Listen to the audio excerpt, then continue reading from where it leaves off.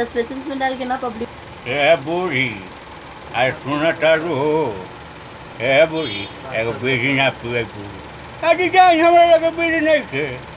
अरे झूठ का बोलती हो का टोलिया में धरी है तो बीड़ी पिया ना दो। हाँ ये अच्छा क्या होता हो। अरे रे तुमको कौन बुलाया रे।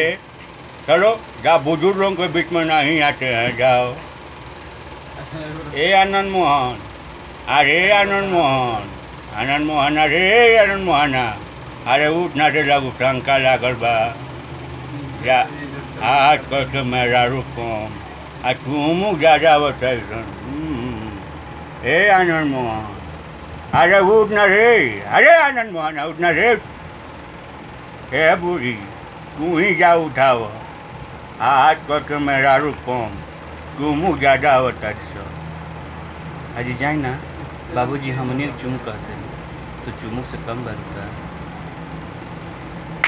चलिए रोलिंग। देखिए